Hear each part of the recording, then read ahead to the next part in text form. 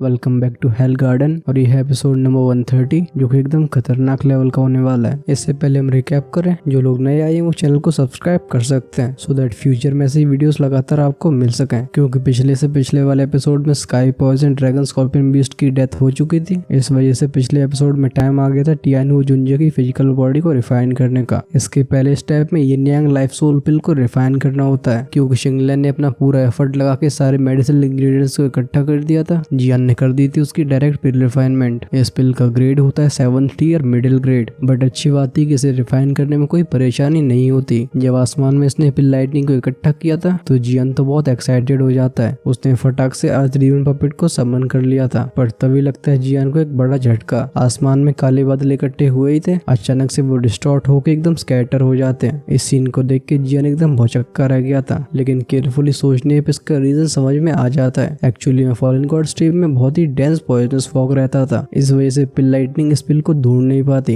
As result ही अपने आप ही scatter हो जाती है। फिर बारी आ गई थी सेकंड स्टेप की। जियान अपनी स्टोरिंग से निकालता है यूनशे की डेड बॉडी को। इसमें sky poison dragon scorpion beast का एसेंस ब्लड मिला के जियान इसकी भी रिफाइनमेंट करना शुरू कर देता है। एंड में इसमें एंटर कर गए थे टियानू जुंजे। अब अगर वो अपनी बॉडी को सक्सेसफुली पोजेस करना चाहते हैं तो उन्हें जियान की हेवली फ्लेम की बर्निंग को बर्दाश्त करना होगा, क्योंकि इसी प्रोसेस को फॉलो करके वो रिवाइव हो सकते हैं। वैसे इस चीज को कंटिन्यू होते हुए 2 दिन हो चुके थे। तीसरे दिन वैली में एंट्री होती है अनएक्सपेक्टेड ग्रुप की। जी हाँ, जियान की टोली को ढूंढ लिया था आइस रिवर वैली के एक्सपर्ट्स हैं। इनके सबसे आगे होता है वो बुड्ढा जिसके हाथ में स्नेक शेप्ड वॉकिंग स्टिक थी। एपिसोड की शुरुआत भी यहीं से होती है। इसे पूरा देखना, वरना एंड में ट्विस्ट आपसे मिस हो सकता है। शुरुआत में हम वैली का एंट्रेंस देखते हैं जो कई मीटर्स वाइड होता है। दोनों ही साइड लिटिल फेई डॉक्टर और शिंगलैन टॉर्सिडेड पोजीशन में बैठे हुए थे। इनके साथ में होता है अर्थ डीमन पपेट। शिंगलैन अपने दोनों गालों को हाथों से सपोर्ट करके अपनी नजर को चारों तरफ घुमा रही होती है। पिछले कुछ दिनों के दौरान वैली में कोई कमोशन क्रिएट नहीं हुआ था। वो समझ नहीं पा रही थी कि टियानू जुंजे की प्रोसेस कैसी चल रही है। हम उसे साय करते हुए देखते हैं। वो एक बार स्ट्रेच करके लिटिल फेई डॉक्टर से बात करने वाली थी, तभी शाओशियान की वो बंद आंखें अचानक से खुल जाती हैं। उसकी आंखों में ग्रेव एक्सप्रेशन फ्लैश हुआ था। जब वो लिटिल फेई डॉक्टर को इस तरीके से रिएक्ट करते हुए देखती है तो शिंगलैन भी शॉक हो गई थी। वो पूछती है क्या हुआ। लिटिल फेई डॉक्टर की आंखों में एक आइसी कोल्ड ग्लिंट फ्लैश होता है। वो कहती है आइस रिवर वैली के एक्सपर्ट्स आ चुके हैं। वो ग्राउंड पे से आराम से खड़ी होती है। अब उसकी बॉडी में से एक क्लिंटेंट रिलीज होने लगा था। लिटिल फेई डॉक्टर के वर्ड्स को सुन के शिंगलैन का एक्सप्रेशन चेंज हो गया था। जब उसकी नजरें वैली के बाहर जाती है तो उसे दिखाई दिए थे कुछ फिगर्स। जब शिंगलैन वैली के आउटसाइड के एरिया को देख रही होती है तब एक ओल्ड और इंडिफरेंट सी आवाज उसे सुनाई देती है। वो कहते तुम वोफुल पॉइजन लेडी हो राइट। ऑफ कोर्स अगर शिंगलैन ने सुना है तो ये बात शाओशियान के कानों में भी पहुंच गई थी, लेकिन वो इन शब्दों का बिल्कुल रिप्लाई नहीं करती। अभी उसका एक्सप्रेशन एकदम आइसी कोल्ड था। लिटिल फेई डॉक्टर अपने हाथों को क्लेंच करती है। फटाक से उसकी पर्पलिश ग्रेश दूई की फ्लो करना शुरू कर देती है। एक पर्पल ग्रेश लेयर ने उसे अब सराउंड कर लिया था। अब इस आवाज को आए हुए ज्यादा टाइम नहीं हुआ था, तभी वैली के एंट्रेंस के आउटसाइड एक रिपल क्रिएट होती है। अचानक से एक बुड्ढा वहाँ पे अपीयर हो गया था। इसके हाथ में वो स्नेक शेप्ड वॉकिंग स्टिक देखी जा सकती है। अभी लिटिल फेई डॉक्टर और शिंगलैन की आंखों के सामने खड़ा हुआ था। जैसे ही बुड्ढा यहाँ पे अपीयर होता है पीछे से कई रशिंग विंड्स की साउंड आती है। देखते देखते और भी व्हाइट फिगर्स यहाँ पे आने लगे थे, जो कि फाइनली इसके पीछे ऑर्डरली फैशन में खड़े हो जाते हैं। यहाँ पे अपीयर होने के बाद ये लोग कुछ भी नहीं बोलते, बट इनकी बॉडी एक फेंट किलिंग इंटेंट को रिलीज कर रही थी, जिस वजह से इस वैली का पॉइजनस फॉग स्कैटर होने लगता है। जब ये वॉकिंग स्टिक वाला ओल्ड मैन यहाँ पे अपीयर हुआ था, लिटिल फेई डॉक्टर की आंखें थोड़ी नैरो हो गई थी। वो अपनी फिस्ट को टाइट करके क्लियर आवाज में कहती है सच में ये पीक ऑफ दोजोंग क्लास का एक्सपर्ट है। लगता है ये आइस रिवर वैली काफी एफर्ट लगा रही है। ये बुड्ढा जो कि अभी सामने अपीयर हुआ था ये वही आइस रिवर वैली का ओल्ड टियानशी था, जिसने जियान के ग्रुप की तलाश में इस फॉरेन गॉड स्ट्रीम में एंटर किया था। अभी उसकी नैरो आंखें देख रही होती हैं लिटिल फेई डॉक्टर को। वो हल्के से स्माइल करके एक इंडिफरेंट आवाज में कहता है वो फुल पॉइजन लेडी को कैप्चर करने के लिए मेरे लिए एक्ट करना कोई बड़ी बात नहीं है, और तो और मेरी आइस रिवर वैली के रूल्स के हिसाब से जो भी हमारे डिसाइपल्स को मारता है उन्हें कैप्चर करके मौत के घाट उतारना मेरा फर्ज है। शिंगलैन जो कि शाओशियान के पीछे खड़ी हुई थी, जब आइस रिवर वैली के इतने सारे एक्सपर्ट्स को यहाँ पे आते हुए देखती है तो उसका चेहरा थोड़ा पेल व्हाइट हो गया था। वो कहती है ये तो आइस रिवर वैली का एल्डर टियानशी है। जब उसकी नजरें उस ओल्ड मैन पे पॉज हुई थी तो शिंगलैन का पूरा चेहरा सफेद पड़ गया था। एल्डर टियानशी का नाम सुन के लिटिल फेई डॉक्टर स्टार्टल्ड हो गई थी। इमीडिएटली उसका एक्सप्रेशन चेंज होता है। इवन लिटिल फेई डॉक्टर जिसने अभी पिल रीजन में जस्ट एंटर ही किया था उसने भी इस एल्डर टियानशी के बारे में सुन रखा था। रूमर के हिसाब से ये बुड्ढा सिर्फ स्ट्रॉन्ग ही नहीं है बल्कि इसने आइस रिवर वैली की आइस जोन फोर्स को भी पीक लेवल तक प्रैक्टिस करके रखा है। कोई नॉर्मल दोजोंग तो इससे 10 अटैक्स भी नहीं झेल सकता। और तो और जब ये बुड्ढा फाइट किया करता था, इसके अपोनेंट कभी जिंदा नहीं रहते थे। एडिशनली ये अपनी आइज और फोर्स पे रिलाई करते हुए सामने के अपोनेंट्स को एकदम फ्रीज कर दिया करता था। इन बर्फ से बने स्कल्पचर्स को देख के लोग एकदम टेरिफाई हो जाते थे। इस बुड्ढे की फियर्स रेपुटेशन पूरे मिडिल रीजन में फैली हुई थी। शाओशियन ने एक्सपेक्ट नहीं किया था कि आइस रिवर वैली इस ओल्ड मॉन्स्टर को डिस्पैच करने वाली है। वो टियानशी अपनी वॉकिंग स्टिक को जमीन में गाड़ के हंस के बोलता है, आखिर यहाँ पे सिर्फ तुम दोनों क्यों हो? जहाँ तक मुझे याद है तुम्हारे साथ एक यंग मैन और स्पिरिचुअल बॉडी थी जो कि काफी पावरफुल स्ट्रेंथ को पोजेस करती है। चलो उन दोनों को भी जल्दी से बाहर निकालो। आज मैं तुम में से किसी को नहीं जाने दूंगा, वरना इस मामले को मैं अपने चीफ से कैसे एक्सप्लेन करूंगा। लिटिल फेई डॉक्टर एक कोल्ड आवाज में कहती है, मुझे लगता है तुम्हारे पास वो एबिलिटी नहीं है। ये कहने के बाद उसका ध्यान गया था शिंगलैन पे। वो कहती है, तुम वैली के अंदर जाके टियान हो जुंजे और जियान का ध्यान रखो। लिटिल फेई डॉक्टर की बात सुन के शिंगलैन हेजिटेट करने लगी थी, लेकिन जब वो अपनी स्ट्रेंथ के ऊपर ध्यान देती है तो वो समझ गई थी कि वो शाओशियन के ऊपर बोझ ही बनने वाली है। इस वजह से शिंगलैन अपनी दांती मीचते हुए विड्रॉ कर लेती है। फाइनली वो वैली में एंटर कर गई थी। भले ही शिंगलैन यहाँ से चली गई हो, लेकिन उस टियानशे को कोई परेशानी नहीं होती। वो कहता है, लगता है वो दोनों इस वैली में छिपे हुए हैं। क्या वो sky poison dragon scorpion beast से फाइट में इंजर्ड हो गए? इस बुड्ढे के दिमाग में ये बात तो क्लियर हो गई थी कि आज इनमें से कोई नहीं बच पाएगा। इस बात को सुन के शाओशियन की आईब्रोज निट हो गई थी। उसने एक्सपेक्ट नहीं किया था कि इस बुड्ढे को उनकी sky poison dragon scorpion beast की फाइट के बारे में पता होगा। लगता है ये भी काफी स्किल्ड है। उस ओल्ड शी के साइड में जो 3 बुड्ढे खड़े होते हैं, उनकी नजरें भी लिटिल फेई डॉक्टर के ऊपर जाती है। जिसके बाद उनमें से एक एल्डर बोलता है, ओल्ड शी आप चिंता मत करो, आप इस लड़की को हमारे ऊपर छोड़ दो। वो ओल्ड शी अपने कान को खुजाते हुए बोलता है, नहीं तो ऐसा करने की जरूरत नहीं है, मैं इस वोफुल पॉइजन लेडी में काफी इंटरेस्टेड हूँ। अगर हम ध्यान से देखें तो ये अपने ईयर के पीछे के स्पॉट को रब कर रहा था। वहाँ पे एक ब्राउन कलर का स्कार था। उस स्कार के अंदर एक अगली सा होल मौजूद था। ऐसा लगता है जैसे उस स्पॉट में से इसका फ्लैश निकल चुका है। भाई इसकी बात करने में मुझे क्रीप्स आ रहे हैं। तो मैं कैसा लग रहा है कमेंट्स में बताओ। टियानशी लगातार उस स्कार को रब करता रहता है। इमीडिएटली उसकी आंखों में एक चिल फ्लैश हुई थी। वो कहता है, मुझे ये तो याद नहीं कि लास्ट वोफुल पॉइजन बॉडी वाले इंसान से मैंने कब फाइट करी थी, लेकिन उसकी एक डीप मेमोरी मेरे दिमाग में है। चलो आज मैं देखता हूँ कि ये वोफुल पॉइजन बॉडी कहाँ तक पहुंची है। ये सुनने के बाद वो पीछे खड़े बुड्ढे एक दूसरे की तरफ देखते हैं। इनमें से किसी के भी कुछ बोलने की हिम्मत नहीं होती। टियानशी जिस फाइट के बारे में बात कर रहा है उसमें वोफुल पॉइजन बॉडी वाले इंसान ने इसे हरा दिया था। उस फाइट का एक गहरा घाव इस पे छूट गया है। इस वजह से उस टॉपिक के बारे में कोई भी बात नहीं करना चाहता था। टियानशी कहता है, तुम इस वैली को चारों तरफ से सराउंड कर लो, यहाँ से कोई बच के नहीं जाना चाहिए। ये कहने के बाद अपनी वॉकिंग स्टिक को उठाता है और आगे चलना शुरू कर देता है। वो अपने पैर को खाली हवा में रखता है और हम उसकी बॉडी को आसमान में जाते हुए देखते हैं। वो लिटिल फेई डॉक्टर और अर्थ डीमन पपेट को देख के हंस के बोलता है, आज यहाँ पे तुम्हारे अलावा कोई भी जिंदा नहीं रहने वाला। लिटिल फेई डॉक्टर का फेस एकदम आइसी कोल्ड था। उसकी नजर एक बार वैली के चारों तरफ जाती है। वहीं पे उसकी फिस्ट एकदम क्लेंच हो गई थी। अभी भी वैली के अंदर से कोई एक्टिविटी नहीं हो रही थी। लगता है टियान हो जुंजे को उस बॉडी को पोजेस करने में अभी भी टाइम लगने वाला है। लिटिल फेई डॉक्टर एक गहरी सांस लेती है। वो कहती है, होपफुली मैं इतना टाइम डिले कर पाऊंगी जब तक टियान जुंजे की सोल उस बॉडी से मर्ज हो पाए। शाओशियन अपने पैर को आगे बढ़ाती है। ऐसा लगता है जैसे अर्थ डीमन पपेट को 440 वोल्ट का झटका लग गया हो। हालांकि उससे भी उसका कुछ बिगड़ने वाला नहीं था। वो अपने पैर को जमीन पे पटकता है। एक बूम साउंड के साथ वो टियानशी की तरफ शूट हो गया था। डीमन पपेट को एक्ट करते हुए देख शाओशियन भी आगे बढ़ गई थी। उसके हाथों से रिलीज हो रही वो पर्पल ग्रेज दुई के 2 बड़े-बड़े पाइथन्स में ट्रांसफॉर्म हो जाती है। ये पाइथन हिसिंग साउंड्स को निकालते हुए टियानशी की तरफ शूट हो गए थे। अर्थ डीमन पपेट को देख के वो टियानशी स्माइल करने लगता है। वो कहता है, क्या ये पपेट है? ये सच में एक्स्ट्रा ऑर्डिनरी है, लेकिन दूसरों क्लास की पीक की स्ट्रेंथ वो नहीं है जिसका सामना नंबर्स को मिला के किया जा सके। वो अपने सूखे से हाथों को क्लेंच करता है। हम डीमन पपेट के सामने के स्पेस को फ्लक्चुएट होते हुए देखते हैं। एक मोमेंट के बाद ये ट्रांसफॉर्म हो गया था एक रियल सब्सटेंस में। हमारे कानों में जाती है बैंग की आवाज। वो अर्थ डीमन पपेट जो कि बहुत ही स्पीड से आगे जा रहा होता है, ये अचानक से कोलाइड होता है एक स्पेस वॉल में। इस कोलिजन की रिबाउंडिंग फोर्स इतनी खतरनाक थी कि अर्थ डीमन पपेट कड्डी पतंग की तरह पीछे चला गया था। अर्थ डीमन पपेट को पीछे फोर्स करने के बाद टियानशी दोबारा अपने हाथ को रेज करता है। वो इससे लिटिल फेई डॉक्टर को फेस करके ग्रैब करता है। टियानशी ने ये ग्रैबिंग मोशन किया ही था, तभी हवा में एक कोल्ड पाम बन जाता है। ये लिटिल फेई डॉक्टर के दोनों पाइथन्स को एक ही बार में पकड़ लेता है, जिसके बाद रूथलेस तरीके से इन दोनों को पिंच कर दिया जाता है। ये दोनों पाइथन क्रम्बल होकर एकदम बिखर गए थे। इन दोनों पाइथन को डिस्ट्रॉय करने के बाद टियानशी के चेहरे पे कोल्ड स्माइल आ गई थी। वो अपने हाथ को वेव करता है। लिटिल फेई डॉक्टर के सामने एक कोल्ड पाम दोबारा क्रिएट हुआ था, जिसके बाद ये वॉलेंटली नीचे स्लैम होता है। जब लिटिल फेई डॉक्टर इसके अंदर की शॉकिंग कोल्ड एयर को सेंस करती है तो उसका एक्सप्रेशन ड्रास्टिकली चेंज होता है। वो सेंस कर रही होती है कि इस आइस फोर्स के सामने उसकी बॉडी में दूध की सर्कुलेशन भी स्लो हो गया है। लिटिल फेई डॉक्टर के चेहरे पे एक सीरियसनेस आती है। वो कहती है कि इतनी पावरफुल आइस जोन फोर्स है। डेंस ग्रेस्ड पर्पल दूध की उसकी बॉडी से बाहर आती है। फाइनली इकट्ठी हो गई थी उसके सर के ऊपर। अचानक से हमें सुनाई देता है एक बैंग का साउंड। वो लार्ज आइस कोल्ड पाम बिना किसी हेजिटेशन के नीचे कोलाइड होता है। जब इस पाम अटैक का उस ग्रेश दुकी से कोलिजन हुआ था तो इस कोलिजन में से फ्राइटनिंग कोल्ड एयर बाहर आती है। इमीडिएटली शाओशियान की दुकी फ्रीज होने लगी थी। ये enormous palm little Fei doctor को पूरी तरीके से स्मैश कर देता है। लिटिल फेई डॉक्टर के द्वारा बनाए गए डिफेंसेस इतने जल्दी टूटते हैं कि उसे विड्रॉ करने का भी टाइम नहीं मिलता। हमें एक ग्रक की साउंड सुनाई दी थी। इमीडिएटली उसके मुंह से काफी अमाउंट में खून बाहर आता है। उसकी बॉडी भी कड्डी पतंग की तरह पीछे गई थी। फाइनली ये स्मैश होती है उस वॉल में। ऐसा होने से उस पत्थरों की दीवार में भी फिशर्स फैल जाते हैं, मतलब की बड़ी बड़ी crack lines. Little Fei doctor की बस एक एक्सचेंज में ये हालत हो गई थी। ये स्ट्रेंथ होती है दोजोंग क्लास के पीक एक्सपर्ट की। जब टियानशी लिटिल फेई डॉक्टर को एक पाम अटैक से हरा देता है तो उसकी स्माइल और भी डेंस हो जाती है। वो इससे पहले शाओशियान को और भी चेज कर पाता, बिना किसी मौत के बह के एक सिल्वर फिगर उस पर दोबारा हमला कर देता है। उसकी फिस्ट पे एक सिल्वर लाइटनिंग ग्लो कर रही थी। जब टियानशी डीमन पपेट की फिस्ट की पावर को सेंस करता है तो उसके चेहरे पे एक रिडिक्यूल वाला एक्सप्रेशन आया था। इस पपेट के पास बस ब्रूट स्ट्रेंथ थी। ये चीज फिर भी किसी नॉर्मल दोजोंग के लिए ठीक है, बट उसके सामने इसकी कोई औकात नहीं है। टियानशी के हाथों में स्नो वाइट एयर इकट्ठी होने लगती है, जिसके बाद ये ट्रांसफॉर्म हो जाती है एक और फिस्ट में, जो कि आगे चली गई थी। हमें फिर से एक बैंग की आवाज सुनाई दी थी। ये ice cold fist demon puppet की फिस्ट से जाके टकराई थी। चारों तरफ आइस फ्लेक्स फैलने लगते हैं। इन बिखर रहे आइस फ्लेक्स को देख के टियानशी हंसने लगता है। हम उसकी आर्म को अचानक से विगल होते हुए देखते हैं, जिसके बाद वो इसे एकदम झटका देता है। टियानशी के इस विगल मूवमेंट की वजह से एक बहुत ही खतरनाक फोर्स निकली थी। ये फोर्स अर्थ डीमन पपेट के फिस्ट की थी। ये विगलिंग टेक्निक पूरी तरीके से स्ट्रेंथ को रिफ्लेक्ट कर देती है। जैसे ये फोर्स दोबारा अर्थ डीमन पपेट के चेस्ट पे ट्रांसमिट होती है, हम वहाँ पे एक रिपल को क्रिएट होते हुए देखते हैं। उसके चेस्ट पे एक फिस्ट का गहरा निशान बन गया था। अगर डीमन पपेट पेन को फील कर पाता और वो लाइफ को पोजेस करता तो टियानशी के इस अटैक से उसकी जान चली जाती। भले ऐसी बात हो, हम अर्थ डीमन पपेट को दोबारा पीछे जाते हुए देखते हैं। फाइनली कई बड़ी बड़ी रॉक्स को तोड़ते हुए माउंटेन वॉल में समा जाता है। टियानशी अपनी स्नेक शेप्ड वॉकिंग स्टेप को हवा में प्रेस करता है। उसकी नजर जाती है शाओशियान के ऊपर। टियानशी कहता है तुम्हारी स्ट्रेंथ बस ऐसी है। उसके चेहरे पे एक डिस्डेन वाला एक्सप्रेशन आया था। वो हंस के कहता है जब मैंने लास्ट टाइम वो फुल पॉइजन बॉडी वाले इंसान से फाइट करी थी तो उसकी स्ट्रेंथ तुमसे काफी ज्यादा अच्छी थी। वो कहता है चुपचाप से हमारे साथ आइस रिवर वैली में लौट जाओ, हो सकता है कि तुम्हें जीने का मौका मिल जाए, वरना यहाँ पे तुम्हारी मौत से बदतर हालत होने वाली है। लेकिन शाओशियान का चेहरा अभी भी आइस कोल्ड था। वो अपने मुंह के कॉर्नर से ब्लड को पहुंचती है। वो अपनी हैंड सील्स को चेंज करके वो फुल पॉइजन बॉडी को अनसील करने वाली थी, तभी उसके कानों में किसी के हंसने की आवाज आती है। वो कहता है आई थिंक तुम्हें आइस रिवर वैली में लौटने की जरूरत नहीं है। ये फॉलन गॉड स्ट्रीम काफी अच्छा कब्रिस्तान है। तुम्हारी सूखी हड्डियों को यहाँ पे कोई परेशानी नहीं होने वाली। ये सुन के टियानशी के चेहरे से वो स्माइल बिल्कुल विड्रॉ हो गई थी। उसकी ग्लूमी आंखें लैंड करती हैं वैली के एंट्रेंस पे। अभी वहाँ से दो फिगर्स बाहर आ रहे थे। टियानशी की सबसे पहले आंखें पॉज होती हैं यंग फिगर पे, जिसके बाद उसका ध्यान गया था उस ओल्ड मैन पे, जिसके चेहरे पे अभी स्माइल थी। उसे देखने के बाद उसका ग्लूमी चेहरा तुरंत ही स्टिफ हो जाता है। उसकी शॉक से भरी आवाज चारों तरफ फैलती है। वो कहता है एक दोजन भले ये शब्द दो ही है, लेकिन ये शब्द ऐसी डेमोनिक पावर को पोजेस करते थे जिससे जैसे हवा तो एकदम सॉलिडिफाई हो गई हो। जैसे टियानशी के मुंह से दो शब्द बाहर निकले थे, जो आइस रिवर वैली के एक्सपर्ट्स का कोल्ड किलिंग इंटेंट फैला हुआ था, वो तुरंत ही कोलैप्स हो जाता है। हम दोनों फिगर्स को आते हुए देखते हैं। जियान लिटिल फेई डॉक्टर को जमीन से उठाता है। उसकी नजर जाती है उस ब्लड पे जो शाओशियान के माउथ के कॉर्नर पे अभी भी था। इसे देख के जियान के चेहरे की वो स्माइल थोड़ी टाइट हो गई थी। वहीं पे उसके चेहरे पे किलिंग इंटेंट झलकने लगा था। लिटिल फेई डॉक्टर की आंखें जाती हैं टियान हो जुंजे के ऊपर, जो भी जियान के पीछे खड़े हुए थे। वो पूछती है क्या आप सक्सीड हो गए? जियान मुस्कान की चमकान दिखाते हुए कहता है क्या तुम ठीक हो? शाओशियान कहती है ये तो बस छोटी मोटी इंजरीज हैं। इस बार उसने आइसजोन फोर्स का ध्यान रखा था, जिससे वो उसकी बॉडी में एंटर नहीं कर पाई। एडिशनली टियानशी से जिंदा पकड़ना चाहता था। इस रीजन की वजह से वो अपने आप को हेल्ड बैक करता है। यही रीजन था जिसकी वजह से उसकी इंजरी सीरियस नहीं थी। जियान शाओशियान के हाथ को पकड़ता है। उसकी कंडीशन को चेक करने के बाद ही उसने रिलैक्स फील किया था। उसकी आंखें जाती हैं उस टियानशी पे, जिसका चेहरा भी वोलेटाइल और अनईजी दिख रहा था। जियान स्माइल करके कहता है एल्डर तुम्हारी ब्लोज काफी हैवी हैं। जब टियानशी जियान को देखता है उसका एक्सप्रेशन बहुत ही डार्क और सोलम था, जिसके बाद वो एक कोल्ड स्नॉट करता है। उसकी आंखें जाती हैं टियान हो जुंजे के ऊपर। हालांकि टियान हो जुंजे ने अभी कुछ बोला नहीं था, लेकिन उनकी बॉडी से जो प्रेशराइजिंग फीलिंग रिलीज हो रही थी उससे टियानशी का हार्ट टाइट हो गया था। इस तरह की फीलिंग को उसने अपने आइस चीफ के अलावा आइस रिवर वैली के एक और ओल्ड डीमन से ही सेंस किया था। वो दोनों ही दोजन क्लास में एंटर कर चुके थे। दूसरे शब्दों में कहा जाए तो जो सामने ओल्ड मैन खड़ा हुआ है वो डेफिनेटली एक दोजन है। टियानशी के दिमाग में एक थॉट फ्लैश होता है। वो सोचता है ये वही इंसान होगा जो तब स्पिरिचुअल बॉडी के फॉर्म में था, बट उस समय उसकी स्ट्रेंथ बस 8-7 दोजोंग पे थी। लेकिन अब देखने से तो ऐसा लगता है जैसे वो इसने जानबूझ के करी थी, क्योंकि टियानो जुन्जे की सोल पूरी तरीके से इस बॉडी से मर्ज हो गई गई थी। इस बॉडी की अपीयरेंस भी चेंज हो चुकी थी। जैसी पहले टियानो जुंजे की सोल की अपीयरेंस थी, अब ये भी कुछ वैसे ही दिखती है। इस वजह से जैसे ही टियानशे टियानो जुंजे को देखता है तो वो ना एक ही बार में रिकॉग्नाइज कर लेता है। टियानशे कहता है, फ्रेंड, तुमने जो हमारे आइस रिवर वैली के डिसाइपल्स को मारा है, हम उसे भूल सकते हैं, लेकिन हमारी आइस रिवर वैली इन लोगों को जाने नहीं दे सकती। इस वजह से हमारे वैली चीफ को फेस देते हुए सच में टियानशे भी ओल्ड ईवन कहलाने का वर्दी था। भले ही वो एक एक्सपर्ट दोजुन को फेस कर रहा हो, तब भी वो अपने कंपोजर को मेंटेन कर पा रहा था। वो अपने हाथ कप करके टियानो जुंजे से ये कहता है, बट इससे पहले वो अपनी बात कंप्लीट कर पाता है, उसे बीच में इंटरप्ट कर दिया जाता है। टियानो जुंजे अपनी आर्म को स्ट्रेच करते हुए बोलते हैं, मैं तुम्हारे वैली चीफ को बिल्कुल नहीं जानता हूँ, तो आखिर मैं उसे क्यों फेस दूं। भले टियानो जुंजे इस बॉडी से मर्ज हो चुके हैं, लेकिन फिर भी वो काफी इससे अनफैमिलियर फील कर रहे थे। लेकिन फिजिकल बॉडी को पोजेस करने वाली फीलिंग बहुत ही वंडरफुल होती है। वो साइड में खड़े जियान को देख के स्माइल करते हैं। फिर उनका ध्यान गया था टियानशे के ऊपर। टियानो जुंजे के इन शब्दों को सुन के टियानशे का एक्सप्रेशन चेंज हो गया था। ऐसा बहुत लंबे समय बाद हुआ है जब किसी ने उससे इस तरीके से बात करी हो। जब टियानशे का एक्सप्रेशन सिंक हो रहा था तो वो आइस रिवर वैली के 3 बुड्ढे भी अपने शौक से बाहर आते हैं। वो जियान के पीछे खड़े हुए उस ओल्ड मैन को देख के बिलीव नहीं कर पा रहे थे। ये एक दोजुन था, आखिर इस लेवल का एक्सपर्ट इन लोगों का साथ क्यों दे रहा है। क्योंकि ये एक दोजुन एक्सपर्ट्स थे तो उन्हें अच्छे से समझ होती है कि एक दोजुन कितना खतरनाक होता है। उन्होंने कभी एक्सपेक्ट नहीं किया था कि ये सिचुएशन जो कि बिल्कुल सही दिखाई दे रही थी वो अचानक से ऐसा टर्न लेगी। एक दोजुन वो अल्टीमेट एक्सपर्ट होता है जिसे वो सामने खड़ा एल्डर टियानशे भी हरा नहीं पाएगा। आइस रिवर वैली के तीनों एल्डर्स एक दूसरे को देखते हैं। अब इनके चेहरों पे कड़वाहट वाले एक्सप्रेशन थे। इस सिचुएशन ने इन्हें काफी बड़ा ब्लो दिया था। कुछ देर पहले ये भेड़िया बन के बकरियों को सराउंड कर रहे थे, लेकिन एक इंस्टेंट में इन बकरियों के बीच में एक टाइगर अपीयर होता है। ये किस तरीके से शिकारी से शिकार बन गए हैं, ये चीज इनके लिए बिल्कुल अनबिलीवेबल लग रही थी। जब आइस रिवर वैली के एक्सपर्ट्स के एक्सप्रेशंस काफी ज्यादा वॉलेटाइल दिखाई दे रहे थे, टियानो जुंजे उनकी तरफ देख के एक स्माइल के साथ बोलते हैं, मुझे पता है कि तुम एक अच्छे इंसान नहीं हो, कुछ वैसे ही मैं भी एक ऐसा इंसान हूँ जो ऑफेंड करने वाले लोगों को बिल्कुल जाने नहीं देता। क्योंकि तुमने यहाँ पे किसी को घायल किया है तो फिर इसकी कीमत तो तुम्हें चुकानी पड़ेगी। टियानो जुंजे जियान की तरफ देख के बोलते हैं, इन्हें मेरे ऊपर छोड़ दो। जियान नोड कर देता है। वो शाओशान को अपनी बाहों में उठा के पीछे कदम लेता है। जियान कहता है, क्योंकि आइस रिवर वैली इतना बड़ा गिफ्ट हमें देना ही चाहती है तो हमें स्वीकार तो करना ही होगा। टियानो जुंजे स्माइल करके नोड करते हैं। अभी कोई हवा नहीं चल रही थी, लेकिन उनकी वो रोब एकदम फ्लटर करने लगती है। आसपास की एयर तो एकदम वाटर की तरह बिहेव करने लगी थी। हम इसमें लगातार फ्लक्चुएशंस को होते हुए देखते हैं। एक बहुत ही खतरनाक स्ट्रेंथ रिलीज हुई थी। इस सिचुएशन को देख के उस टियानशे का एक्सप्रेशन और भी डार्क हो गया था। वो कहता है, फ्रेंड, क्या तुम हमारे आइस रिवर वैली के सच में दुश्मन बनना चाहते हो? दोजुन क्लास में पहुंचने के बाद तुम ये मत सोचो कि तुम हमारे सामने इस तरीके से बिहेव कर सकते हो। हमारी आइस रिवर वैली किसी से कभी नहीं डरी है। वो अपनी वॉकिंग स्टिक को हवा में मारता है, लेकिन टियानो जुंजे को देख के तो ऐसा लग रहा था जैसे उनके कानों में ये आवाज पहुंच ही नहीं रही है। टियानो जुंजे की बॉडी के अराउंड जो भी स्पेस था उसकी फ्लक्चुएशंस एकदम नेक्स्ट लेवल पे चली जाती हैं। ऐसी फ्लक्चुएशंस की वजह से जो भी आसपास में रॉक्स पड़ी हुई थी वो भी ट्रेम्बल करना शुरू कर देती हैं। तुरंत ये सारे पत्थर फट जाते हैं। ये ट्रांसफॉर्म हो जाते हैं छोटे छोटे पार्टिकल्स में। जब टियानो जुंजे उसे इस तरीके से इग्नोर करते हैं तो टियानशे की आंखों में एक डेंसनेस फ्लैश होती है। एक एलीट दोजुन बहुत ही स्ट्रॉन्ग होता है। आखिर वो उसकी एक बात सुन के कैसे विड्रॉ कर सकता था। अब ऐसी बात तो है नहीं कि टियानशे ने इससे पहले एक एलीट दोजुन को देखा नहीं है। टियानशे फटाक से अपने कदम पीछे लेता है। वो आइस रिवर वैली के डिसाइपल्स को देख के चिल्लाते हुए कहता है, सारे डिसाइपल्स बहुत ही जल्दी strong dragon mysterious profound formation को फॉर्म करो। टियानशे की ऐसी आवाज को सुन के आइस रिवर वैली के सारे डिसाइपल्स एकदम कांपने लगे थे, लेकिन ये भी आइस रिवर वैली के एलिट्स कंसिडर करे जाते थे। जैसे ही टियानशे का ये ऑर्डर आता है, ये सभी चारों तरफ बिखर जाते हैं। ये लोग फॉर्म करने लगे थे एक मिस्टीरियस फॉर्मेशन को। इस फॉर्मेशन की आई पे होता है वो टियानशे। आइस रिवर वैली के डिसाइपल्स के मुंह में से लगातार चिल्लाने की आवाजें आती हैं। इमीडिएटली इनके सर के ऊपर से व्हाइट कोल्ड एयर के क्लस्टर्स इकट्ठे होने लगे थे। इनमें भी जो आइस रिवर वैली के 3 एल्डर्स होते हैं उनकी आइस कोल्ड एयर सबसे स्ट्रॉन्ग होती है। ये सारा का सारा व्हाइट कलर का कोल्ड फॉग टियानशे की बॉडी की तरफ जाने लगा था। इस समय टियानशे की आंखें अचानक से ओपन होती हैं। सभी ने साथ में अपनी हैंडसीज को चेंज करना शुरू कर दिया था। हवा में कई आफ्टर इमेजेस क्रिएट हुई थी। टियानशे कहता है, strong dragon mysterious profound formation blood offering summons the profound dragon. Tianshe एक नाखून से फटाक से अपनी उंगली को काट देता है। उंगली में से निकलने वाला खून उस व्हाइट फॉग में मिल गया था। टियानशे अपना मुंह खोलता है जिसमें से एक अनयूजुअल सा डेंस ब्लू फॉग बाहर आया था। फाइनली ये उन सारे कोल्ड वेपर्स में जाके मिल जाता है। जैसे ही कोल्ड एयर विगल होती है, हवा में 1000 फीट बड़ा फ्रॉस्ट ड्रैगन अपीयर हुआ था। ये आइसी कोल्ड इनॉर्मस ड्रैगन बहुत ही ह्यूज था। इसकी उस आइस कोल्ड बॉडी पे कई ब्लड ट्रेसेस को देखा जा सकता है। वहीं पे उसकी आंखें फ्लिकर कर रही होती हैं। उसकी आंखें इस तरीके से नीचे देख रही होती हैं जैसे नीचे चींटियां इकट्ठी हुई हैं। ये आइस ड्रैगन सिर्फ पावरफुल दिखाई नहीं दे रहा था, बल्कि इसके अंदर से एक ड्रैगन का हल्का सा ऑरा भी फील हो रहा रहा था। जब ये ice cold large dragon appear हुआ था, टियानशी के ग्रुप के चेहरे एकदम पेल व्हाइट हो गए थे। इन सभी की त्वचा भी काफी ड्राई हो गई थी। वहीं पे इन सभी के बालों को देख के तो ऐसा लगता है जैसे ये बहुत ही जल्दी मरने वाले हैं। जियान की भी नैरो आंखें जाती हैं इस आइसी कोल्ड ड्रैगन के ऊपर। आइस रिवर वैली अपने नाम की वर्दी है, इनके पास ऐसे मिस्टीरियस फॉर्मेशन भी है, लेकिन इनकी हालत को देख के ये बात क्लियर हो जाती है कि इन लोगों को ऐसे ड्रैगन को बनाने के लिए एक हैवी प्राइस को पे करना होगा। हमारा ध्यान शिफ्ट होता है टियानहू जुंजे के ऊपर। वो भी आसमान में फ्लोट कर रहे थे। जब उनकी आंखें इस बड़े से ड्रैगन के ऊपर पॉज हुई थी तो उनमें एक सरप्राइज फ्लैश हुआ था। यहाँ पे मौजूद जितने भी आइस रिवर वैली के मेंबर्स थे, ये ड्रैगन इन सभी के एसेंस ब्लड और दुखी से बना हुआ था। इसकी स्ट्रेंथ किसी ऑर्डिनरी पीक लेवल के दोजोंग से काफी खतरनाक थी। टियानशे की आंखें दोबारा टियानहू जुंजे की तरफ जाती हैं, जिनकी रोब्स बिना किसी हवा के फ्लटर कर रही होती हैं। वो कहता है, फ्रेंड, अगर आप अभी भी विड्रॉ करते हो तो आप अभी भी हमारे आइस रिवर वैली के VIP गेस्ट बन सकते हो। टियान जुंजे कहती, तुम लोग बकवास कर रहे हो। टियानशे की आंखों में कोल्ड ग्लिन फ्लैश होता है। वो कहता है, ये मुसीबत तुमने खुद बुलाई है। वो ये बिलीव नहीं करता था कि ये ड्रैगन जिसने सभी की दुखी का इस्तेमाल किया है, वो इस आसमान में खड़े दोजन के लिए कोई खतरा नहीं है। टियानशे टियान जुंजे की तरफ पॉइंट करके बोलता है, गो। आसमान में मौजूद वो बड़ा सा ड्रैगन एकदम रोर करता है। ये अपना बड़ा सा मुंह खोल देता है, जिसमें से कई मीटर वाइड एक ड्रैगन और टियान जुंजे की तरफ शूट हो गया था। जहाँ से भी ड्रैगन और पास हो रहा था, वहाँ पे हल्के आइस फ्रैगमेंट्स अपीयर हो रहे थे। जब टियान जुंजे इस आइसी कोल्ड ऑरे को देखते हैं जो कि उनकी तरफ आता जा रहा है, उनकी उंगली सामने के स्पेस को चीर देती है। हवा तो जैसे पतला सा पेपर बन गई हो, जिसे आसानी से चीर दिया गया हो। एक डार्क ब्लैक स्पेशल क्रैक जो देखने में किसी पॉकेट की तरह लग रहा था, उसमें ये पूरा ड्रैगन ऑरा समा जाता है। जैसे ये पूरा ड्रैगन ऑरा एब्जॉर्ब हुआ था, टियान जुंजे उस स्पेशल क्रैक को रब करते हैं। काफी अजीब तरीके से वो स्पेशल लाइन डिसअपीयर हो गई थी, जिसके बाद उनका ध्यान जाता है उस ड्रैगन की तरफ। टियानहू जुंजे अपने हाथ को आगे करके क्लेंच कर देते हैं। इस टेक्निक का नाम होता है स्पेशल स्ट्रैंगलिंग। जैसे ही टियानहू जुंजे ने ये एक्शन परफॉर्म किया था, इस पूरे एरिया का स्पेस खतरनाक तरीके से फ्लक्चुएट करने लगता है। वहीं पे उस आइस कोल्ड ड्रैगन के आसपास का जो स्पेस था, वो तो नेक्स्ट लेवल पे डिस्टॉर्ट हो गया था। इसमें से स्पेशल फोर्स को भी देखा जा सकता है। हमारे कान में क्रैक की आवाज जाती है। उस ड्रैगन के चारों तरफ अपीयर होती है स्पेशल लाइंस। ये स्पेशल डिस्टॉर्शन उस बड़े से ड्रैगन को तोड़ मरोड़ देती हैं। जो पार्ट्स उसकी बॉडी से बाहर आए थे, वो डार्क स्पेस के द्वारा निकल लिए जाते हैं। जब इसकी बॉडी की ऐसी हालत होती है तो वो आइसी ड्रैगन आसमान की तरफ मुंह करके रोर करता है। इसकी एनॉर्मस बॉडी एक सोनिक बूम के साथ टियान जुंजे की तरफ शूट हो गई थी। इस बड़े से ड्रैगन को अपनी तरफ आते हुए देख के टियान जुंजे के चेहरे पे दोबारा से स्माइल आती है। वो दोबारा से अपने हाथ को क्लेंच करते हैं। एक बार फिर से क्रैक क्रैक की आवाजें आती हैं और वी स्पेस डिस्टॉर्ट होता है। कई स्पेशल फोर्स अपीयर हुए थे। जहाँ पे स्पेशल फोर्स अपीयर हो रहे थे, वहाँ पे आइसी ड्रैगन की बॉडी लोकेटेड थी। ये टियानहू जुंजे के 1000 मीटर के दायरे में भी एंटर नहीं कर पाया था, तभी इसकी बॉडी के चीथड़े हो जाते हैं। खाली स्पेस इन सारे के सारे फ्रैगमेंट्स को निगल लेता है। जब तक ये बड़ा सा आइसी कोल्ड ड्रैगन टियान जुंजे के पास पहुंचा था, बस इसका वो हेड ही रह गया था। टियान जुंजे अपने हाथ को एक्सटेंड करके उस ड्रैगन के फोरहेड पे प्रेस करते हैं। जैसे ही उन्होंने अपनी उंगली को फ्लिक किया था, वो ड्रैगन का आइसी हेड भी बिखर जाता है। जिस मोमेंट में आइसी ड्रैगन शैटर हुआ था, टियानशे के ग्रुप के चेहरे एकदम लाल हो जाते हैं। जिसके बाद ये एक साथ सभी खून की उल्टी करते हैं। एक एलीट दोजन कितना टेरिफाइंग होता है, अब इन नए लॉन्डो ने भी विटनेस कर लिया था। हमें दोबारा से ग्रग की साउंड सुनाई देती है। टियानशे के मुंह से खून निकलता है और उसकी बॉडी नीचे गिरने लगती है। वो ग्राउंड में आके जैसे तैसे करके अपनी बॉडी को स्टेबलाइज करता है। उसके चेहरे पे एक व्हाइटनेस आ गई थी। हमें और भी बैंग बैंग की आवाजें सुनाई देती हैं। ऐसा लग रहा था जैसे ऊपर से आइस रिवर वैली के डिसेपल्स की बरसात हो रही हो। ये ग्राउंड पे गिर के एकदम कोलैप्स होते जा रहे थे। किसी को ये नहीं पता होता कि ये जिंदा है या फिर मुर्दा। बस उन 3 बुड्ढों ने जैसे तैसे करके अपनी बॉडी को स्टेबलाइज किया था। बट अभी इन सभी के चेहरों पे शॉक होते हैं। इन लोगों ने कभी नहीं सोचा था कि इतने एफर्ट लगाने के बाद जिस ड्रैगन को इन लोगों ने तैयार किया है, वो ओपोनेंट के एक अटैक को भी नहीं झेल पाएगा। वो समझ जाते हैं कि एक एलीट दोजन उस लेवल पे पहुंच गया होता है जिसका सामना नंबर्स के साथ नहीं किया जा सकता। अपनी बॉडी को जैसे तैसे स्टेबलाइज करने के बाद टियानशे की आंखों में भी शॉक अपीयर हुआ था। वो कहता है, इस इंसान की स्पेशल कंट्रोल एबिलिटीज बहुत ही खतरनाक लेवल पे पहुंच गई हैं। ऐसा नहीं लगता इसने अभी ही दोजन क्लास में ब्रेक थ्रू किया है। उसकी आंखें जाती हैं कोलैप्स हुए आइस रिवर वैली के डिसेपल्स पे। हम उन्हें फ्लेकर होते हुए देखते हैं। ये टियानशे सच में एक ओल्ड और क्राफ्टी इंसान था। वो कहता है, लगता है आज मेरी आइस रिवर वैली ने मिसकैलकुलेट किया है, क्योंकि ये इंसान वो फुल पॉइजन लेडी को प्रोटेक्ट कर रहा है, तो फिर उसे कैप्चर करना मेरे लिए बिल्कुल इम्पॉसिबल है। मुझे वापस लौट के इस बारे में वैली चीफ को बताना ही होगा। वो समझ गया था कि मिशन प्रोग्रेस नहीं करने वाला। जब वो इस डिसीजन पे आ जाता है, हम उसे अपनी दांती मींचते हुए देखते हैं। उसके हाथ पे इकट्ठी होती है कोल्ड लेयर, जिसे वो जमीन में स्मैश कर देता है। जैसे इसकी फिस्ट नीचे गई थी, वो स्पेस तुरंत ही डिस्टॉर्ट हो जाता है। उस जगह पे एक डार्क ब्लैक टनल अपीयर हुई थी। ये dark black tunnel just appear हुई थी, तभी वो आइस रिवर वैली के 3 एल्डर्स को पकड़ता है। वो कहता है, विंगशा, चलो मेरे साथ। एक सक्शन फोर्स क्रिएट होती है जिससे वो तीनों एल्डर्स उसकी साइड में आ जाते हैं। उसकी बॉडी मूव करके टनल में एंटर कर गई थी। जैसे ये डार्क ब्लैक टनल अपीयर हुई थी, जियान तुरंत ही चिल्लाते हुए कहता है इन्हें जाने मत दो। खैर इस तरीके की चीजों के बारे में जियान को टियानजुंजे को रिवाइंड करने की जरूरत नहीं थी। इस सीन को देख के टियानजुंजे तुरंत ही एक्शन में आते हैं। उनका हाथ इस ब्लैक टनल की तरफ आगे जाता है, जिसके बाद उसे रूथलेसली क्लेंच कर देते हैं। उनके हाथ से एक इंडिविजुअल रिपल क्रिएट होती है। हम उस टनल को कोलैप्स होते हुए देख सकते हैं। स्पेशल टनल को इस तरीके से कोलैप्स होते हुए देख टियानशी का एक्सप्रेशन भी चेंज हो गया था। वो अपने हाथ को पीछे स्लैम करता है, जिसमें एक आइसी कोल्ड एयर इकट्ठी होती है। जब ये पाम अटैक उस एल्डर की पीठ में जाके लगा था तो वो एल्डर पीछे चला गया था। वो एल्डर जस्ट पीछे गया ही था, तभी वो हिडन फोर्स जो उस एल्डर के अंदर टियानशी ने छुपा के रखी थी अचानक से एक्सप्लोड हो जाती है। हमें एक बैंग का साउंड सुनाई देता है। पहले तो उस एल्डर की बॉडी कोल्ड हो गई थी, जिसके बाद ये बैंग साउंड के साथ फट जाती है। इस एक्सप्लोजन की वजह से आइसी कोल्ड एयर चारों तरफ फैलने लगती है। एक एयरवेव कई आइसी फ्रेगमेंट्स को चारों तरफ फैला रही थी। जब टियानजुंजे की वो स्पेशल स्ट्रेंथ इससे टकराती है तो उसका आगे बढ़ना थोड़ा स्लो हो गया था, जिसके बाद ये एक पल के लिए ब्लॉक भी होता है। जब इस व्हाइट कोल्ड एल्डर की बॉडी एक्सप्लोड हुई थी, टियानजुंजे की आईब्रोज भी सिकुड़ गई थी। ये ओल्ड फेलो सच में बहुत रूथलेस निकला। मौका आने पे इसने अपने कंपेनियन पे ही हमला कर दिया। टियानजुंजे दोबारा अपने हाथ को वेव करते हैं। जो स्पेशल रिपल अभी रुक गई थी वो दोबारा से स्प्रेड होना शुरू कर देती है। जब एक दोजोंग एक्सपर्ट का एक्सप्लोजन भी इस रिपल को रोकता नहीं है तो उस टियानशी का एक्सप्रेशन दोबारा से अगली होता है। इमीडिएटली उसकी आंखें दोबारा फियर्स हो गई थी। जब टियानशी की आंखों के इस लुक को बाकी के दोनों बुड्ढे देखते हैं तो उनकी पूरी बॉडी में चिल्स फैल रही थी। ये दोनों ही तुरंत एक्ट करते हैं। ये अपनी बॉडी को टियानशी से छुड़ाना चाहते थे, लेकिन इनके दिमाग में थॉट अपीयर हुआ ही था। टियानशी के चेहरे पे से पहले ही कोल्ड स्माइल आ गई थी। टियानशी के दोनों हाथ इन दोनों की पीठ पे जाके छप जाते हैं। एक वाइल्ड और वॉलेंट फोर्स इन दोनों को पीछे भेज देती है। इन दोनों एल्डर्स को अपने डिफेंसेस को एक्टिवेट करने का भी मौका नहीं मिलता। वो फ्राइटनिंग कोल्ड एयर इनकी बॉडी में एंटर करती है, जिससे इनकी सर्कुलेटिंग दुखी भी स्टिल हो जाती है। अचानक से इनके शरीर फूलने लगते हैं। एक बार फिर से बैंग बैंग की आवाजें आती हैं। पिछले से भी ज्यादा पावरफुल एयरवेव रिलीज हुई थी। ये एक लाइटनिंग स्पीड से फैलना शुरू कर देती है। जहाँ जहाँ से ये आइसी कोल्ड वेव निकल रही थी, नीचे पड़े पत्थर भी एकदम बर्फ बन जाते हैं। और तो वो आइस रिवर वैली के जो डिसाइपल्स थे उनके भी आइस स्कल्पचर्स बन गए थे। इस इंस्टेंट में उनकी लाइफ भी जम गई थी। जो टियानजुंजे की इंटरफियरिंग फोर्स थी वो भी इन दोनों आइस वेव्स की वजह से इंटरप्ट हो जाती है। एंड में आके पूरी तरीके से कोलैप्स हो गई थी। वहीं पे वो स्पेशल टनल रोटेट होती है और वो पेल फेस टियानशी उसमें एंटर कर गया था। फाइनली वो डिसअपियर हो जाता है। जब टियानशी डिसअपियर हो रहा था तो उसके पीछे पीछे स्पेशल टनल भी डिसअपियर होने लगती है। बस रह गए थे टियानशी के वो विशेष शब्द। वो कहते हैं दुनिया बहुत छोटी है, हम दोबारा मिलेंगे। आज का ये मामला बिल्कुल फिनिश नहीं हुआ है। तुम सभी हमारे आइस रिवर वैली के द्वारा मारे जाने के लिए रेडी रहो। जब टियान से सक्सेसफुली भाग जाता है तो टियानजुंजे की आईब्रोज नेट हो गई थी। उन्होंने एक्सपेक्ट नहीं किया था कि ये भी स्पेस को चीर के यहाँ से भागने में सक्सेसफुल रहेगा, जबकि अभी ये दोजन क्लास में नहीं पहुंचा है। और तो और इस टियानशी की जो चीज सबसे ज्यादा यहाँ पे अंडर एस्टिमेट करी गई थी वो थी इसकी निर्दयता, यानी कि हार्टलेसनेस। सिर्फ भागने के लिए इसने 3 दोस्तों को सेक्रीफाइस कर दिया था। इस सीन को देख के लिटिल फी डॉक्टर की आईब्रोज तो वर्टिकल हो गई थी। वो कहती ये तो भाग गया। जियान हल्के से नोट करता है। वो भी इस बात से रिग्रेटफुल फील कर रहा था। वो आसमान में खड़े टियानजुंजे की तरफ देख के बोलता है ओल्ड मिस्टर याओ ने अभी जस्ट फिजिकल बॉडी को ऑब्टेन किया है। हालांकि एक ही इंस्टेंट में आपकी स्पिरिचुअल स्ट्रेंथ तो खतरनाक तरीके से स्ट्रेंथन हो गई है, लेकिन इतने कम टाइम में आपकी दुखी रिकवर नहीं हो पाई है। आपने इस फाइट पे अपनी स्पिरिचुअल स्ट्रेंथ पे रिलाई किया था, वरना वो टियानशी कैसे ही भाग पाता। हवा में खड़े टियानजुंजे मूव होते हैं। फाइनली वो अपीयर होते हैं जियान के साइड में। वो जियान को देख के काफी हेल्पलेस फील कर रहे थे। वो अपने सर को हिलाते हुए कहते हैं मैं स्पेशल टनल को डिस्ट्रॉय कर सकता था, लेकिन वो ओल्ड फेलो बहुत ही रूथलेस निकला। उसने तीनों दोस्तों का बॉम्ब की तरह यूज किया है। जियान स्माइल करके कहता है जब तक ये बुड्ढे डर जाते हैं हमारे लिए अच्छा ही है। अभी हमारे पास इतनी पावर नहीं है कि हम आइस रिवर वैली से हेड ऑन फाइट कर सकें। हमें इससे भी ज्यादा सीक्रेटिव स्पॉट को ढूंढना होगा जहाँ पे शाओशियान की वोफुल पॉइजन बॉडी को रिजोल्व किया जा सके। एक बार लिटिल फी डॉक्टर अपनी वोफुल पॉइजन बॉडी को पूरी तरीके से कंट्रोल करना सीख लेती है, फिर अगर ये आइस रिवर वैली हम पे हमला करना भी चाहे तब भी इन्हें ऐसा करने से पहले 2 बार सोचना होगा। इस सेंट्रल प्लेन्स में भी 2 दोजन बहुत ही पावरफुल फोर्स कंसिडर करे जाते हैं। ये सुन के टियानजुंजे नोट करते हैं। हालांकि अभी वो फिजिकल बॉडी को पोजेस करते थे, लेकिन उनके पास दोजन की ट्रू स्ट्रेंथ अभी नहीं थी। जब वो कुछ समय के बाद खुद को इस बॉडी से पूरी तरीके से फैमिलियराइज कर लेंगे तभी वो ट्रू दोजन बन पाएंगे। टियानजुंजे अपनी दाढ़ी को सहलाते हैं। वो जियान की तरफ देख के एक स्माइल के साथ कहते हैं हमें कहाँ पर जाना है ये तुम डिसाइड करो। तुमने मुझे दोबारा जीने का चांस दिया है, मैं तुम्हारे इस एहसान को जरूर लौटाऊंगा। जियान स्माइल करता है। वो थोड़ी और देर तक सोचने के बाद बोलता है क्योंकि टियानशी यहाँ से भाग गया है तो आइस रिवर वैली को हमारे बारे में जानकारी मिल जाएगी। इस वजह से हम यहाँ पे लंबे समय तक नहीं रह सकते। और तो और अगर अगर हम लिटिल फेट डॉक्टर की वोफुल पॉइजन बॉडी को रिजॉल्व करना चाहते हैं तो फिर ऐसा करने के लिए फॉलन गॉड स्ट्रीम सही जगह नहीं है। यहाँ का पॉइजन वेपर बहुत डेंस है। अगर उसकी वोफुल पॉइजन बॉडी रिटेलिएट करती है तो इसे संभालने में हमारी बैंड बच जाएगी। इस वजह से हमें एक ऐसी जगह को ढूंढना होगा जहाँ पे लाइट और हीट अच्छे से मौजूद हो, क्योंकि ऐसी जगह पे हम वोफुल पॉइजन बॉडी को सप्रेस कर पाएंगे, जिससे हमारे सक्सेस होने के चांसेस और भी बढ़ जाएंगे। टियान, हो जुंजे और लिटिल फेट डॉक्टर साथ में बोलते हैं एक ऐसी जगह जहाँ पे लाइट और हीट दोनों मौजूद हो। वो इसके बारे में डीपली सोचने लगे थे। पिल रीजन में ऐसी कई जगह हैं। जब जियान और ये दोनों डीप थॉट में चले गए थे तभी पीछे से एक आवाज आती है। ये तीनों इस आवाज को फॉलो करते हैं। उन्हें दिखाई दे रही होती है शिंगलैन जो कि वैली के बाहर आ रही है। शिंगलैन कहती है मुझे एक ऐसी जगह मालूम है जहाँ पे लाइट और हीट भरी हुई है। इन शब्दों को सुन के जियान काफी खुश हो गया था। वो जल्दी से पूछता है ये कहाँ पे है। शिंगलैन कहती है ये जगह है यी सिटी। मेरा यी क्लैन एक ऐसे यूनिक जगह को पोजेस करता है। इसका नाम है सनफायर ऑल्टर। दिन के समय में जो आसमान से सनलाइट आती है वो इसके सेंटर में इकट्ठी होती है। इस एंशिएंट ऑल्टर में एक होल है जो कि काफी डीप अंडरग्राउंड तक जाता है। ओकेजनली इस होल में से कुछ कोर फायर सीडलिंग्स बाहर आते हैं। जब ये कोर फायर सीडलिंग्स सनलाइट से टच करते हैं तो ये एक तरीके की फ्लेम में ट्रांसफॉर्म हो जाते हैं। हमारा यी क्लैन इसे कहता है सन फ्लेम। वो आगे कहती है भले इस सन फ्लेम को हेवनली फ्लेम से कंपेयर न किया जा सके पर ये ऑर्डिनरी बीस्ट फ्लेम से काफी स्ट्रॉन्ग है। हमारे यी क्लैन के कुछ एंसेस्टर्स इस सन फ्लेम को बोरो करते थे जिससे उनके पिल रिफाइनमेंट के सक्सेस होने के चांसेस बढ़ जाएं। अनफॉर्चुनेटली ये सन फ्लेम ज्यादा समय तक नहीं रुक सकती। ये कुछ समय के बाद स्कैटर हो जाती है। शिंगलैन जब यहाँ तक बोलती है तो उसकी आवाज थोड़ी रिग्रेटफुल हो गई थी। भले ये लंबे समय तक के लिए लास्ट नहीं करती थी फिर भी सन फ्लेम काफी टेम्पटिंग है। न जाने कितने फैक्शंस इसके ऊपर आंख लगाए बैठे हैं। ये सभी फैक्शन इस एंशिएंट फायर ऑल्टर को ऑब्टेन करना चाहते हैं। जियान कहता है सन फ्लेम ये दुनिया सच में वंडर से भरी हुई है। जिस तरीके से एक हेवनली फ्लेम बॉर्न होती है कुछ इसी तरीके से सन फ्लेम भी फॉर्म हुआ करती थी। तब यी क्लैन इसे इस तरीके से ट्रेजर करता है। जियान अपनी आईब्रोज को निट करके पूछता है जिस तरीके से तुमने मुझे बताया है ये सनफायर एंशिएंट ऑल्टर तुम्हारी यी क्लैन का एक फॉरबिडन ग्राउंड होगा। क्या वो हमें से बोरो करने देंगे? जियान पहले यी क्लैन के लोगों से मिल चुका है। इस यी क्लैन का इंप्रेशन जियान की आंखों में काफी खराब रहा है। शिंगलैन भी समझती थी कि जियान की आंखों में यी क्लैन का इंप्रेशन अच्छा नहीं है। वो पहले तो हेल्पलेस तरीके से थोड़ा हंसती है फिर वो अपनी दांती मीचती हुए कहती है उन लोगों ने आपको इसलिए ऑफेंड किया क्योंकि वो बिग ब्रदर जियान की आइडेंटिटी को नहीं जानते थे। अगर आप वहाँ पे दोबारा चलते हो तो शिंगलैन ये गारंटी करती है कि वो आपको ऑफेंड नहीं करेंगे। अभी का यी क्लैन ग्रेजुअली डिक्लाइन हो रहा है। सिर्फ शिंगलैन के ग्रैंडफादर ही लेवल 7 के एल्केमिस्ट थे। इस तरीके की स्ट्रेंथ सफिशिएंट नहीं है जिससे यी क्लैन 5 ग्रेट फैमिलीज में से बना रहे। अगर इन्हें आउटसाइड से किसी की हेल्प नहीं मिलती है तो फिर कोई न कोई फैक्शन इन्हें जरूर निकल जाएगा। और तो और जिस तरीके से शिंगलैन दिखती थी जियान से अच्छी हेल्प को कोई प्रोवाइड नहीं कर सकता था। वो इतनी कम एज में 7th ईयर पे पहुंच चुका है। ये साओ क्लैन के साओडैन को जीनियस बोला जाता है। जियान के अचीवमेंट्स उससे बिल्कुल पीछे नहीं है। शिंगलैन के शब्दों को सुन के जियान थोड़ा हेजिटेट करने लगता है फिर भी वो जेंटली नोट करके बोलता है होपफुली जो तुम कह रही हो इस बार वैसा ही होगा। अगर मैं वहाँ पे लिटिल फेट डॉक्टर के वोफुल पॉइजन बॉडी के इशू को रिजॉल्व कर पाता हूँ तो मैं तुम्हारी यी क्लैन की प्रॉब्लम को भी सॉल्व करने की पूरी कोशिश करूंगा। ये सुन के शिंगलैन का चेहरा तो खिल उठा था। ये कह के जियान क्लियरली यी क्लैन को दोबारा एक मौका देना चाहता है। शिंगलैन नोट करके कहती है बिग ब्रदर जियान आप इस मैटर को मेरे ऊपर छोड़ दो। अब उसने अपना मन बना लिया था। इस बार चाहे कुछ भी हो जाए बट उसके क्लैन के बुड्ढों को जियान को सेवियर की तरह देखना ही होगा और शिंगलैन ऐसा करवा के ही रहेगी। अब क्या शिंगलैन ऐसा करवा पाएगी? इस चीज के बारे में मालूम पड़ेगा हमें नेक्स्ट एपिसोड में because your bro is also getting tired. इससे पहले ये मेरा जबड़ा जाम हो जाए मुझे भी रिकूपरेशन पीरियड में जाना होगा। लेकिन तुम चिंता मत करना जितना ये एपिसोड खतरनाक था नेक्स्ट एपिसोड में भी आपके लिए कई सरप्राइजेस वेट कर रहे हैं। हम उसमें जानेंगे ब्लैक फायर सेक्ट के बारे में और शाओशियान का वो पॉइजन डैन मेथड भी शुरू होगा। मतलब कि मजा ही मजा आने वाला है। अब बीच बीच में जो सरप्राइजेस है उनका खुलासा तो मैं नहीं करने वाला। खैर ये वाली एक्सप्लेनेशन कैसी लगी कमेंट्स में फटाक से लिख के दिखा दो। अगर तुम्हारा भाई पिछले इतने समय से तुम्हारे लिए लगातार बोल सकता है तो तुम यार मेरे लिए इतना तो कर ही सकते हो। हमें फ्यूचर में आगे और क्या प्लान करना चाहिए इसके बारे में एक बार सोच के सजेशंस को जरूर लिखना। मैं आपके हर एक कमेंट को ध्यान से पढ़ता हूँ। अभी अपनी स्टडीज वगैरह को भी संभालना पड़ता है तो मेरे लिए हर एक कमेंट को प्रॉपर रिप्लाई देना भले डिफिकल्ट हो बट जो अच्छे सजेशंस होते हैं मैं उनका रिप्लाई हमेशा करता हूँ। ये तो रही कमेंट्स की बात। अभी तक जो सब्सक्राइब करना भूल गए हो वो फटाक से उस बटन को स्मैश कर दो क्योंकि ऐसा करना डेफिनेटली बिल्कुल फ्री है और तुम्हारे इस छोटे से एक्शन से मेरी काफी हेल्प होगी। साथ ही में तुम्हें भी लगातार ऐसे एपिसोड्स मिलते रहेंगे। आप चैनल की मेंबरशिप को ज्वाइन करके हमारे प्रीमियम मेंबर बन सकते हो। ऐसा करने से आप मेरी हेल्प तो कर ही पाओगे साथ ही में रोज आने वाले वीडियोस भी आपको जल्दी मिल जाएंगे और अगर मुझे टाइम मिलता है तो आपको और भी कई सरप्राइजेस मिल सकते हैं। खैर बहुत होगी एडवर्टाइजमेंट। इस वीडियो का भी लाइक टारगेट है 7500 लाइक्स का। देखो हम काफी आगे आ गए हैं तो हमें अपने गोल्स भी थोड़े बड़े रखनी चाहिए। आई होप आप इसे शाम तक कंप्लीट कर दोगे, क्योंकि अगर ऐसा हो जाता है तो शाम तक नेक्स्ट एपिसोड आपको देखने के लिए मिल जाएगा। जिन लोगों ने इनसे पिछले वाले पार्ट को नहीं देखा है वो फटाफट से लेफ्ट में क्लिक करो और राइट में आपको दिख रहा होगा नेक्स्ट एपिसोड, जहाँ पे क्लिक करके आप अगले पार्ट को देख सकते हो। आपका यहाँ तक बने रहने के लिए धन्यवाद। हम मिलते हैं वीडियो के उस पार, तब तक के लिए टाटा बाय बाय।